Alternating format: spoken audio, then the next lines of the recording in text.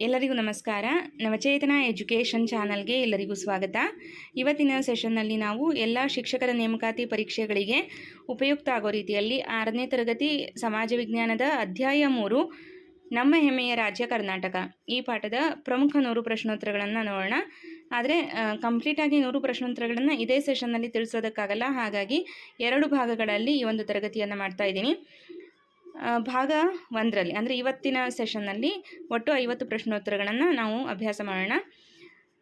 ಈ ಒಂದು ಪಾಠದಲ್ಲಿ ನಮಗೆ ಒಟ್ಟು 4 ಆಡಳಿತ ವಿಭಾಗಗಳು ಬರುತ್ತೆ. ಬೆಂಗಳೂರು ವಿಭಾಗ, ಕಲಬುರಗಿ ವಿಭಾಗ, ಮೈಸೂರು ಮತ್ತು ಬೆಳಗಾವಿ ವಿಭಾಗ. ಪ್ರತಿಯೊಂದು ವಿಭಾಗಕ್ಕೆ ಸಂಬಂಧಪಟ್ಟಂತೆ 25 ಪ್ರಶ್ನೋತ್ತರಗಳನ್ನು ಇಲ್ಲಿ ಪಟ್ಟಿ ಮಾಡಲಾಗಿದೆ. ಸೊ ಇವಾಗ ಈ ಒಂದು ಸೆಷನ್ನಲ್ಲಿ ಮೊದಲನೆಯ ವಿಭಾಗ ಯಾವುದು ಅಂತ ಅಂದರೆ ಬೆಂಗಳೂರು ವಿಭಾಗ. ಒಟ್ಟು 25 ಪ್ರಶ್ನೋತ್ತರಗಳಿದೆ. ಇಲ್ಲಿ ವಿವರಣೆಯನ್ನು ಆ್ಯಡ್ ಮಾಡಿಲ್ಲ, ಯಾಕಂದರೆ ಈಸಿ ಇದೆ ಎಲ್ಲ ಪ್ರಶ್ನೆಗಳು, ಹಾಗಾಗಿ ನೇರವಾಗಿ ಪ್ರಶ್ನೆಗೆ ಸರಿಯಾದ ಉತ್ತರವನ್ನು ತಿಳಿಸ್ತಾ ಹೋಗ್ತೀನಿ. ಓಕೆ, ಸೊ ಮೊದಲನೆಯ ಪ್ರಶ್ನೆ, ಕರ್ನಾಟಕದಲ್ಲಿ ಆಡಳಿತದ ಅನುಕೂಲಕ್ಕಾಗಿ ರಾಜ್ಯವನ್ನು ಒಟ್ಟು ಎಷ್ಟು ಕಂದಾಯ ವಿಭಾಗಗಳಾಗಿ ವಿಂಗಡಿಸಲಾಗಿದೆ ಅಂತ ಅಂದರೆ 4 ವಿಭಾಗಗಳಾಗಿ ವಿಂಗಡಿಸಲಾಗಿದೆ. ಬೆಂಗಳೂರು, ಬೆಳಗಾವಿ, ಕಲಬುರಗಿ ಮತ್ತು ಮೈಸೂರು ವಿಭಾಗ. ಓಕೆ, ಸೊ ಸರಿಯಾದ ಉತ್ತರ 4 ವಿಭಾಗಗಳು. ಬೆಂಗಳೂರು ಕಂದಾಯ ವಿಭಾಗದಲ್ಲಿ ಒಟ್ಟು ಎಷ್ಟು ಜಿಲ್ಲೆಗಳು ಸೇರಿವೆ ಅಂತ ಕೇಳಿದ್ದಾರೆ. ಒಟ್ಟು 9 ಜಿಲ್ಲೆಗಳು ಸೇರಿವೆ. ಬೆಂಗಳೂರು ಕಂದಾಯ ವಿಭಾಗದಲ್ಲಿ ಒಟ್ಟು 9 ಜಿಲ್ಲೆಗಳು ಸೇರಿದೆ. ಓಕೆ, ಈ 9 ಜಿಲ್ಲೆಗಳನ್ನು ಒಟ್ಟಾರೆಯಾಗಿ ನಾವು ಬೆಂಗಳೂರು ಕಂದಾಯ ವಿಭಾಗ ಅಂತ ಕರಿತೀವಿ. ಇನ್ನು ನೆಕ್ಸ್ಟ್, ಬೆಂಗಳೂರು ವಿಭಾಗದಲ್ಲಿ ಹೆಚ್ಚು ಮಳೆ ಬೀಳುವ ಮಲೆನಾಡು ಪ್ರದೇಶವನ್ನು ಹೊಂದಿರುವ ಜಿಲ್ಲೆ ಯಾವುದು ಅಂತ ಮೂರನೇ ಪ್ರಶ್ನೆ ಇದೆ. ಸೊ ಇಲ್ಲಿ ಈ ಒಂದು ಪ್ರಶ್ನೆಗೆ ಸರಿಯಾದ ಉತ್ತರ, ಬೆಂಗಳೂರು ವಿಭಾಗದಲ್ಲಿ ಹೆಚ್ಚು ಮಳೆ ಬೀಳುವ ಮಲೆನಾಡು ಪ್ರದೇಶ ಅಂತ ಅಂದರೆ ಅದು ಶಿವಮೊಗ್ಗ. ಓಕೆ, ಶಿವಮೊಗ್ಗ ಇದು ಅತಿ ಹೆಚ್ಚು ಮಳೆ ಬೀಳುವ ಮಲೆನಾಡು ಪ್ರದೇಶವಾಗಿದೆ. ಇನ್ನು 4ನೆಯ ಪ್ರಶ್ನೆ, ಬೆಂಗಳೂರು ವಿಭಾಗದಲ್ಲಿ ಅತಿ ಕಡಿಮೆ ಮಳೆ ಬೀಳುವ ಜಿಲ್ಲೆ ಯಾವುದು ಅಂದರೆ ಚಿತ್ರದುರ್ಗ. ಚಿತ್ರದುರ್ಗದಲ್ಲಿ ಅತಿ ಕಡಿಮೆ ಮಳೆ ಬೀಳುತ್ತೆ. ಇನ್ನು ನೆಕ್ಸ್ಟ್ 5ನೆಯ ಪ್ರಶ್ನೆ, ಗಂಗರ ಮನೆತನದ ಆರಂಭಿಕ ರಾಜಧಾನಿಯಾಗಿದ್ದ ಕೋಲಾಲಪುರ ಪ್ರಸ್ತುತ ಯಾವ ನಗರವಾಗಿದೆ ಅಂದರೆ ಕೋಲಾರ. ಓಕೆ, ಸೊ ಇದೆಲ್ಲ ಈಸಿ ಕ್ವೆಶನ್ನೇ, ಹಾಗಾಗಿ ಇದಕ್ಕೆ ವಿವರಣೆಯನ್ನು ಆ್ಯಡ್ ಮಾಡಿಲ್ಲ. ಕೋಲಾಲಪುರ, ಈಗ ಅದನ್ನು ನಾವು ಕೋಲಾರ ಅಂತ ಕರಿತೀವಿ. ಸೊ ಇದು ಗಂಗರ ಮನೆತನದ ಆರಂಭಿಕ ರಾಜಧಾನಿ, ಮೊದಲ ರಾಜಧಾನಿಯಾಗಿತ್ತು. ನೆಕ್ಸ್ಟ್, ಶರಾವತಿ ನದಿಯಿಂದ ನಿರ್ಮಾಣವಾಗಿರುವ ವಿಶ್ವಪ್ರಸಿದ್ಧ ಜೋಗ ಜಲಪಾತ ಯಾವ ಜಿಲ್ಲೆಯಲ್ಲಿದೆ ಅಂದರೆ ಶಿವಮೊಗ್ಗ. ಓಕೆ, ಸೊ ನೆಕ್ಸ್ಟ್ 7ನೆಯ ಪ್ರಶ್ನೆ, ಚಿತ್ರದುರ್ಗ ಜಿಲ್ಲೆಯ ಹಿರಿಯೂರು ತಾಲೂಕಿನಲ್ಲಿರುವ ಪ್ರಸಿದ್ಧ ನೀರಾವರಿ ಅಣೆಕಟ್ಟು ಯಾವುದು? ಚಿತ್ರದುರ್ಗ ಜಿಲ್ಲೆಯಲ್ಲಿರುವಂತಹ ಹಿರಿಯೂರು ತಾಲೂಕಿನ ಪ್ರಸಿದ್ಧ ಅಣೆಕಟ್ಟು ವಾಣಿ ವಿಲಾಸ ಸಾಗರ ಅನ್ನೋದು ಸರಿಯಾದ ಉತ್ತರ. ನೆಕ್ಸ್ಟ್ 8ನೆಯ ಪ್ರಶ್ನೆ, ತುಮಕೂರು ಜಿಲ್ಲೆಯ ಕುಣಿಗಲ್ ತಾಲೂಕಿನಲ್ಲಿರುವ ಪ್ರಸಿದ್ಧ ಜಲಾಶಯ ಯಾವುದು ಅಂತ ಅಂದರೆ ಮಾರ್ಕೋನಹಳ್ಳಿ ಜಲಾಶಯ. ಓಕೆ, ಸೊ ನೆಕ್ಸ್ಟ್, ನೀವೆಲ್ಲರೂ ಓದಿರ್ತೀರ ಈ ಲೆಸನನ್ನು, ಜಸ್ಟ್ ರಿವಿಷನ್ಗೋಸ್ಕರ ಕ್ವಿಕ್ಕಾಗಿ ಈ ರೀತಿಯ ತರಗತಿಯನ್ನು ಮಾಡ್ತಾ ಇದ್ದೀನಿ.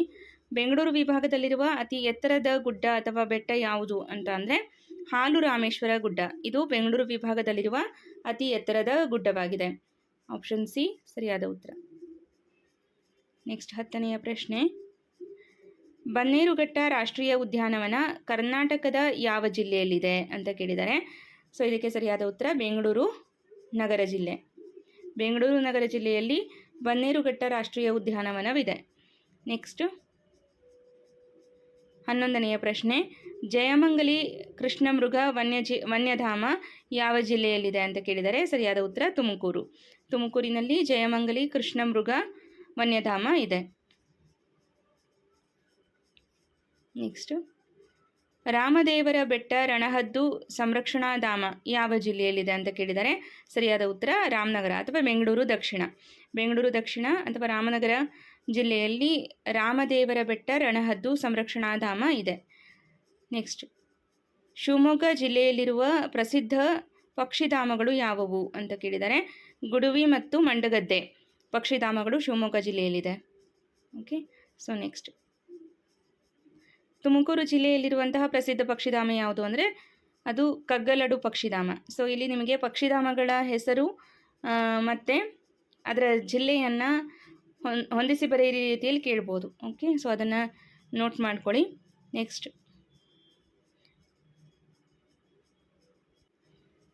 15ನೆಯ ಪ್ರಶ್ನೆ, ಶಿವಮೊಗ್ಗ ಜಿಲ್ಲೆಯ ಭದ್ರಾವತಿಯಲ್ಲಿ ಸ್ಥಾಪಿಸಲಾದ ವಿಶ್ವೇಶ್ವರಯ್ಯ ಕಬ್ಬಿಣ ಮತ್ತು ಉಕ್ಕು ಕಾರ್ಖಾನೆ ಸ್ಥಾಪನೆಯಾದ ವರ್ಷ ಯಾವುದು ಅಂತ ಕೇಳಿದ್ದಾರೆ. ಸಾಮಾನ್ಯ ಶಕ 1923ರಲ್ಲಿ ಶಿವಮೊಗ್ಗ ಜಿಲ್ಲೆಯ ಭದ್ರಾವತಿಯಲ್ಲಿ ವಿಶ್ವೇಶ್ವರಯ್ಯ ಕಬ್ಬಿಣ ಮತ್ತು ಉಕ್ಕಿನ ಕಾರ್ಖಾನೆಯನ್ನು ಸ್ಥಾಪಿಸಲಾಗಿತ್ತು. ಓಕೆ, ಸೊ ನೆಕ್ಸ್ಟ್ 16ನೆಯ ಪ್ರಶ್ನೆ, ತುಮಕೂರು ಜಿಲ್ಲೆಯ ಅಮ್ಮಸಂದ್ರದಲ್ಲಿ ಪ್ರಸಿದ್ಧವಾಗಿರುವ ಉದ್ಯಮ ಯಾವುದು ಅಂದರೆ ಬಿರ್ಲಾ ಕಂಪನಿಯ ಸಿಮೆಂಟ್ ಕಾರ್ಖಾನೆ. ಓಕೆ, ತುಮಕೂರು ಜಿಲ್ಲೆಯ ಅಮ್ಮಸಂದ್ರದಲ್ಲಿ ಪ್ರಸಿದ್ಧವಾಗಿರುವ ಉದ್ಯಮ ಬಿರ್ಲಾ ಕಂಪನಿಯ ಸಿಮೆಂಟ್ ಕಾರ್ಖಾನೆ. ನೆಕ್ಸ್ಟ್, ಶಿವಮೊಗ್ಗ ಜಿಲ್ಲೆಯ ಬಳ್ಳಿಗಾವಿಗೆ ಸೇರಿದ 12ನೇ ಶತಮಾನದ ಮಹತ್ವದ ವಚನಕಾರರು ಯಾರು ಅಂತ ಕೇಳಿದ್ದಾರೆ. ಸರಿಯಾದ ಉತ್ತರ ಅಕ್ಕಮಹಾದೇವಿ ಮತ್ತು ಅಲ್ಲಮಪ್ರಭು. ಅಕ್ಕಮಹಾದೇವಿ ಮತ್ತು ಅಲ್ಲಮಪ್ರಭು ಅವರು ಶಿವಮೊಗ್ಗ ಜಿಲ್ಲೆಯ ಬಳ್ಳಿಗಾವಿಗೆ ಸೇರಿದ 12ನೇ ಶತಮಾನದ ಪ್ರಸಿದ್ಧ ವಚನಕಾರರಾಗಿರ್ತಾರೆ. ನೆಕ್ಸ್ಟ್ 18ನೆಯ ಪ್ರಶ್ನೆ, ಕನ್ನಡದ ಮೊದಲನೇ ವಾಕ್ಚಿತ್ರ ಸತಿ ಸುಲೋಚನಾ ಚಿತ್ರದ ನಾಯಕ ನಟರಾಗಿದ್ದವರು ಯಾರು ಅಂತ ಕೇಳಿದ್ದಾರೆ. ಸರಿಯಾದ ಉತ್ತರ ಸುಬ್ಬಯ್ಯ ನಾಯ್ಡು ಅವರು. ಓಕೆ, ಸೊ ಇವರು ಪ್ರಸಿದ್ಧ ನಿರ್ದೇಶಕರು ಕೂಡ ಹೌದು ಮತ್ತು ಸತಿ ಸುಲೋಚನಾ ಚಿತ್ರದ ನಾಯಕ ನಟರಾಗಿರ್ತಾರೆ. ಈ ಸತಿ ಸುಲೋಚನಾ ಅನ್ನೋದು ಕನ್ನಡದ ಮೊದಲನೇ ವಾಕ್ಚಿತ್ರ ಅನ್ನೋದು ವಿಶೇಷ.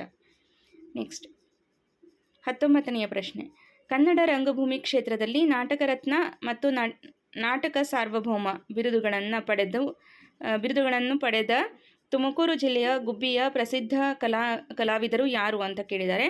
ಸರಿಯಾದ ಉತ್ತರ Gubbi Veeranna. Okay, so next 20ನೆಯ ಪ್ರಶ್ನೆ,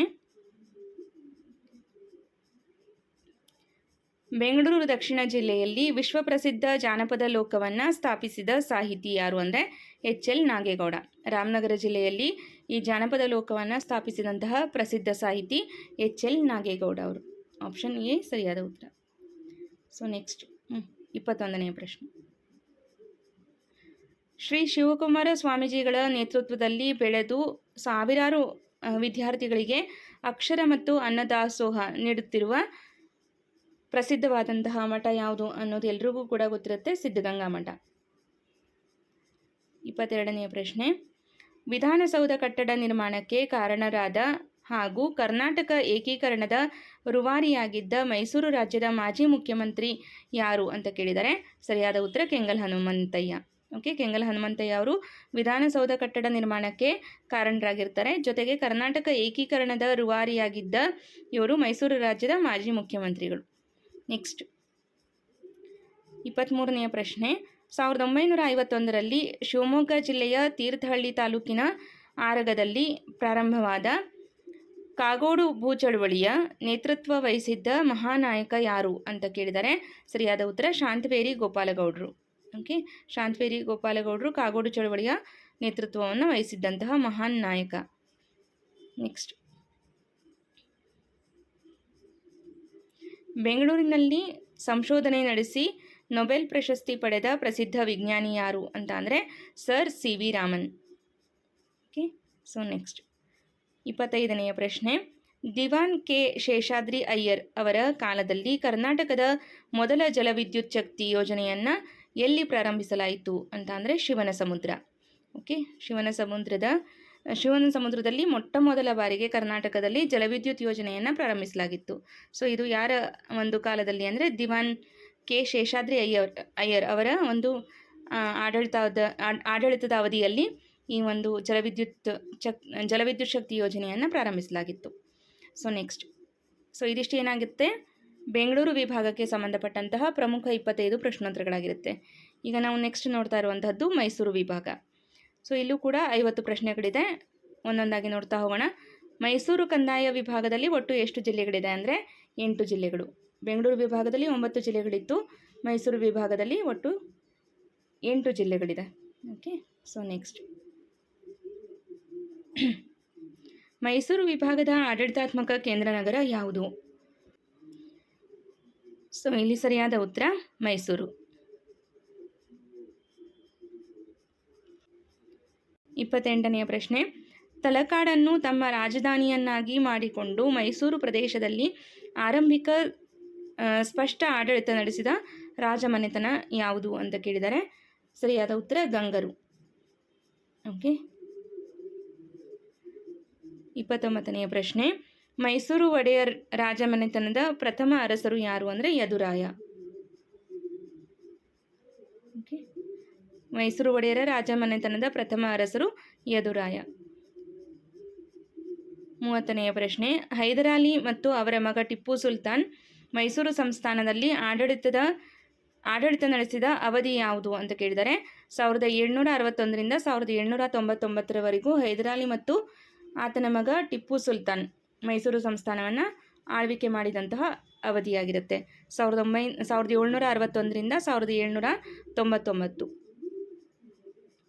ನೆಕ್ಸ್ಟ್ 31ನೆಯ ಪ್ರಶ್ನೆ, ಕೊಡಗು ಪ್ರದೇಶದಲ್ಲಿ 17ನೇ ಶತಮಾನದಲ್ಲಿ ತಮ್ಮ ಆಳ್ವಿಕೆಯನ್ನು ಸ್ಥಾಪಿಸಿದ ರಾಜಮನೆತನ ಯಾವುದು ಅಂತ ಅಂದರೆ ಹಾಲೇರಿ ಮನೆತನ.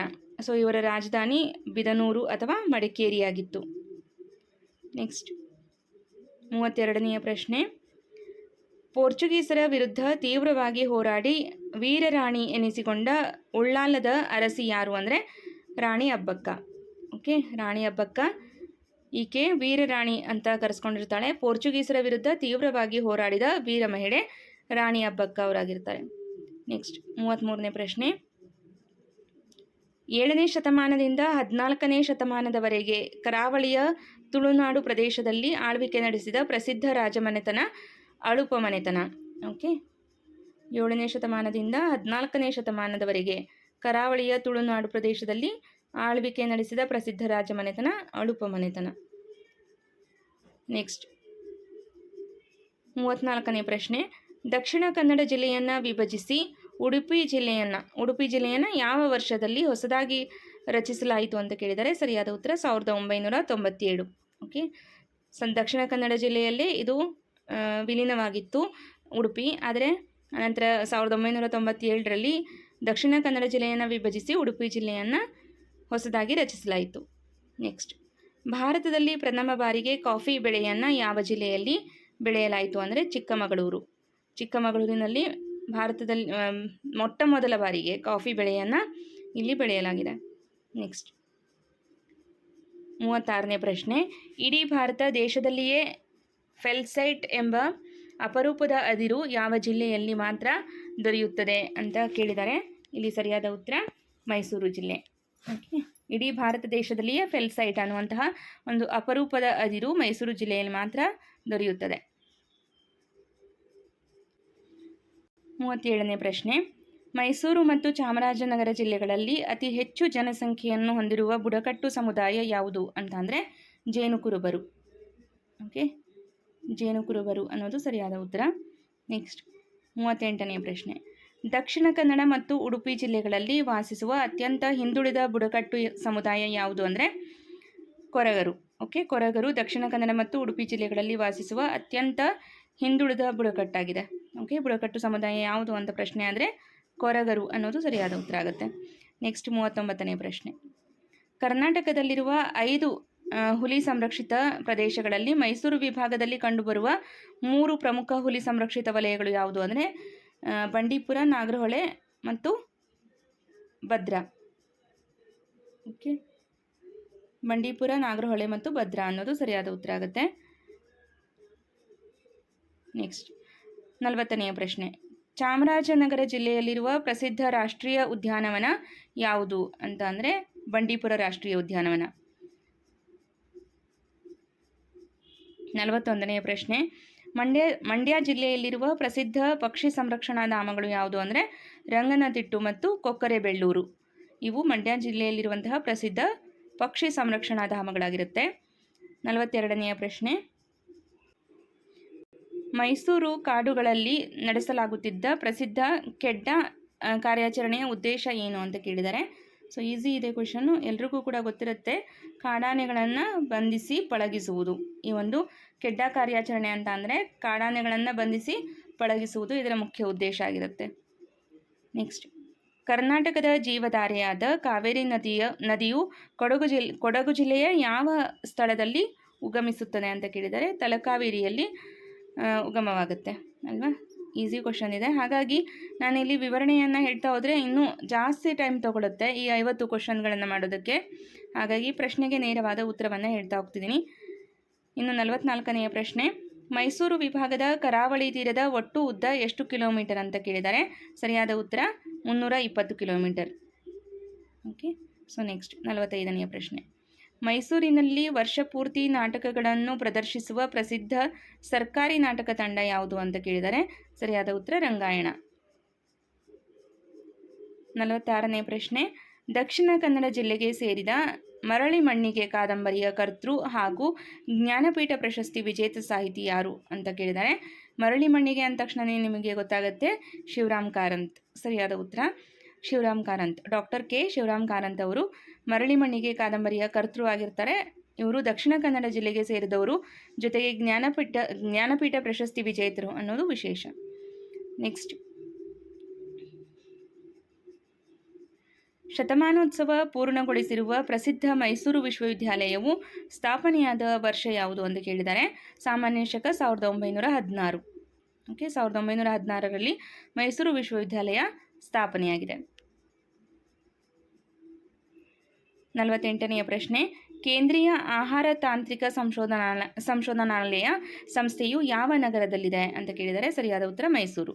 ಓಕೆ, ಮೈಸೂರಿನಲ್ಲಿ ಕೇಂದ್ರೀಯ ಆಹಾರ ತಾಂತ್ರಿಕ ಸಂಶೋಧನಾಲಯ ಇದೆ. ಓಕೆ, ಸೊ ಇದು ಕೂಡ ಕ್ವಶನ್ ಆಗ್ಬೋದು, ನೋಟ್ ಮಾಡ್ಕೊಳ್ಳಿ. 49ನೇ ಪ್ರಶ್ನೆ.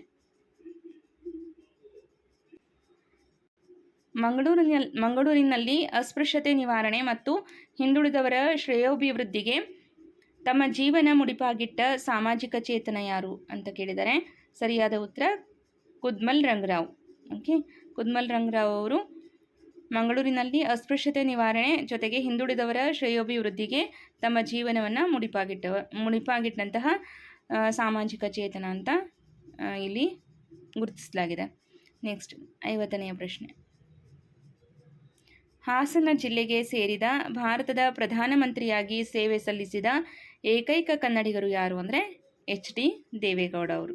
ಓಕೆ, ಸೊ ಇದಿಷ್ಟು ಮೈಸೂರು ವಿಭಾಗಕ್ಕೆ ಸಂಬಂಧಪಟ್ಟಂತಹ 25 ಪ್ರಶ್ನೋತ್ತರಗಳಾಗಿತ್ತು. ಸೊ ಈಗ ನೆಕ್ಸ್ಟ್ ಕಲಬುರಗಿ ಮತ್ತು ಬೆಳಗಾವಿ ವಿಭಾಗವನ್ನು ನಾವು ಮುಂದಿನ ಸೆಷನ್ನಲ್ಲಿ ನೋಡ್ತಾ ಹೋಗೋಣ. ಈ ಹಿಂದಿನ ಸೆಷನ್ನಲ್ಲಿ ಅಧ್ಯಾಯ 1 ಇತಿಹಾಸದ ಪರಿಚಯ ಮತ್ತು ಆರಂಭಿಕ ಸಮಾಜ, ಮತ್ತು 2ನೇಯ ಪಾಠ ಭಾರತ ನಮ್ಮ ಹೆಮ್ಮೆ, ನಂತರ ಈಗ 3ನೇ ಪಾಠವನ್ನು ಆರಂಭ ಮಾಡಿದ್ದೀವಿ. ಸೊ ಇದನ್ನು 2 ಸೆಷನ್ನಲ್ಲಿ ಮಾಡ್ತೀನಿ, ಯಾಕಂದರೆ 100 ಪ್ರಶ್ನೋತ್ತರಗಳನ್ನು ಒಂದೇ ಸೆಷನ್ನಲ್ಲಿ ಮಾಡೋದಕ್ಕೆ ಸಾಕಷ್ಟು ಸಮಯ ಬೇಕಾಗುತ್ತೆ. ಹಾಗಾಗಿ ನೆಕ್ಸ್ಟ್ ಸೆಷನಲ್ಲಿ ಇನ್ನು ಉಳಿದಂತಹ 50 ಪ್ರಶ್ನೋತ್ತರಗಳನ್ನು ತಿಳಿಸ್ತೀನಿ. ಓಕೆ, ಸೊ ಇವತ್ತಿನ ಸೆಷನ್ ಬಗ್ಗೆ ನಿಮ್ಮ ಅಭಿಪ್ರಾಯ ಅನಿಸಿಕೆಯನ್ನು ಕಮೆಂಟ್ ಮಾಡಿ ತಿಳಿಸಿ. ಸೆಷನ್ ಇಷ್ಟ ಆಗಿದ್ರೆ ಲೈಕ್ ಮಾಡಿ ಅಂತ ಹೇಳ್ತಾ ಈ ಒಂದು ತರಗತಿಯನ್ನು ಇಲ್ಲಿಗೆ ಎಂಡ್ ಮಾಡ್ತಾ ಇದ್ದೀನಿ. Thank you all.